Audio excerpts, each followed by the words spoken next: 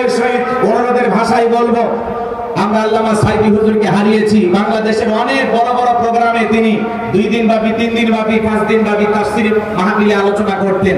তার রেখে যাওয়া ময়দানে উনি যাচাই বাছাই করে কিছু প্রোগ্রাম রাখবেন এবং ধারাবাহিকভাবে 3 দিন ব্যাপী, 5 দিন ব্যাপী তাফসীর মাহফিলে আজারি ভাই কথা বলবেন। আপনারা কারা কারা চান 2 হাত তুলে আল্লাহকে দেখান। লিল্লাহি তাকবীর। আল্লাহ আমাদের প্রিয় ভাইকে সেই মেধা, সেই যোগ্যতা দান করুন, জোরে বলুন আমিন। যে আন্তর্জাতিকভাবে বিশ্বের বিভিন্ন দেশে সফর করেছেন, গত কয়েকদিন আগে দক্ষিণ কোরিয়ায় কোরআনের দাওয়াত দিয়েছেন, আল্লাহু আকবার বলেন। বিশ্বের বিভিন্ন দেশে তিনি কথা বলেছেন। আমরা সেই প্রিয় মানুষটিকে বাংলাদেশে পেয়ে খুশি না বেজা? জোরে বলেন খুশি না বেজা? এই জন্য অনেকে স্লোগান দেয়, এদেশের এক শ্রেণীর নেতারাও স্লোগান দিত যে আগে 2000 সালের আগ পর্যন্ত বাংলাদেশের গলিতে গলিতে বিভিন্ন জায়গায় লসিমন পরিমন হইতো, খাইরুন সুন্দরী বানেসা পরি যাত্রা গান হইত।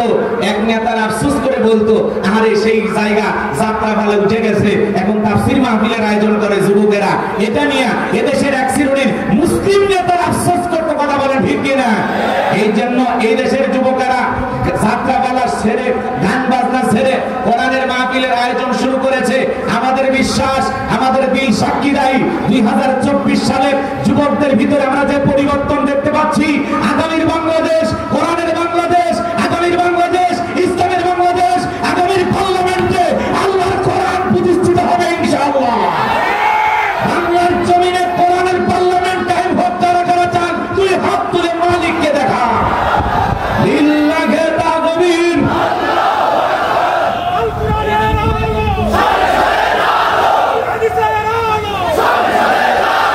সম্মানিত ভাইরা আমার, এই জন্য আমরা কোরআনের দিকে ফিরে আসতে চাই, কথা বলেন ঠিক কিনা? কোরআনুল কারীম এমন একটি পরশ পাথর, এই কোরআনের কাছে যে আসবে আমার ভাইরা, আল্লাহ রাব্বুল আলামিন তার জীবনটাকে পরিবর্তন করে দিবেন, কথা বলেন ঠিক কিনা? সেই গ্রন্থ থেকে আলোচনা করব, সময় সংক্ষিপ্ত, যতটুকু কথা বলবো কোরআন এবং সুন্নাহর আলোকে বলার চেষ্টা করব ইনশাআল্লাহ। দিল থেকে দোয়া করবেন। আমার কোনো তেমন কথা বলার যোগ্যতা নাই, আমি ছোট মানুষ। হয়তো আপনারা অনেকে সোশ্যাল মিডিয়াতে আলোচনা শুনেছেন, কিন্তু বগুড়ায় এইভাবে এরকম ময়দানে কথা কম বলেছি, গলিতে গলিতে বিভিন্ন জায়গায় মাহফিলে কথা বলেছি। আজকে একটু সামান্য দোয়া নিতে আসছি। আল্লাহ তাআলার কাছে দোয়া করবেন, আল্লাহ পাক যেন তার গোলামকে সামান্য কিছু কথা বলার তৌফিক দান করেন। সকলে বলুন আমিন। আমাদের কোনো জ্ঞান নাই, জ্ঞান দেওয়ার মালিক কে? ক্বালু সুবহানাকা লা ইলমা লানা ইল্লা মা আল্লামতানা ইন্নাকা আনতাল আলিমুল হাকীম। বলুন সুবহানাল্লাহ। বলেন তো জ্ঞান দেওয়ার মালিক কে? আল্লাহর কাছে দয়া করুন না, ভিক্ষাছে আল্লাহর কোরআন থেকে আলোচনা শুরু করতে চাই। বলেন তো বাজান, এই কোরআনের মধ্যে কোনো ভেজাল আছে? কোন মিথ্যা আছে? কোন ধোঁকা আছে? থাকবে কি করে? কিতাবটি নাজিল করেছেন কে? আল্লাহ রাব্বুল আলামিন বলেন, যালিকাল কিতাবু লা রাইবা ফি। আমার আল্লাহ রাব্বুল আলামিন বলেন, এটি এমন একটি কিতাব, সেই কিতাবের মধ্যে কোনো সংশয় নাই, কোনো মিথ্যা নাই, কোনো ধোঁকা নাই। there is no doubt। বলুন আল্লাহু আকবার। হুদাল লিল মুত্তাকিন, মুত্তাকি বান্দাদের জন্য গাইডলাইন হিসাবে, পথ প্রদর্শক হিসাবে আসমান থেকে কিতাবটি নাজিল করেছেন কে? সেই কিতাবের আলোচনা শুনলে লাভ না লস? আমার আল্লাহ রাব্বুল আলামিন জানিয়ে দিলেন লাভটা কি। ওয়া ইযা কুরিয়াল কুরআনু ফাসতামিউ লাহু ওয়া আনসিতু লাআল্লাকুম তুরহামুন। সূরা আরাফ আয়াত নাম্বার 204।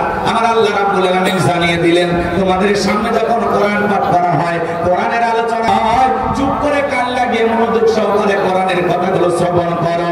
যারা কোরআনুল কারীমের কথাগুলো শ্রবণ করবে, আমার আল্লাহ রাব্বুল আলামিন আসমান থেকে তাদের উপরে রহমত বৃষ্টির মতো নাজিল করবেন। বলুন সুবহানাল্লাহ।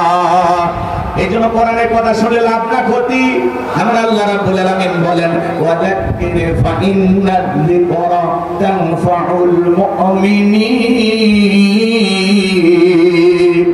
সূরা জারিয়ার 55 নম্বর আয়াত আল্লাহ রাব্বুল আলামিন জানায় দিলেন, যারা আমার মুমিন বান্দা, তাদের সামনে যখন কোরআন থেকে ওয়াজ করা হয়, কোরআন থেকে আলোচনা করা হয়, কোরআন থেকে উপদেশ দেওয়া হয়, এই কথাগুলো শোনার পরে আমার মুমিন বান্দাদের উপকারে আসবে। বলুন সুবহানাল্লাহ। এই জন্য বাজার গো আমার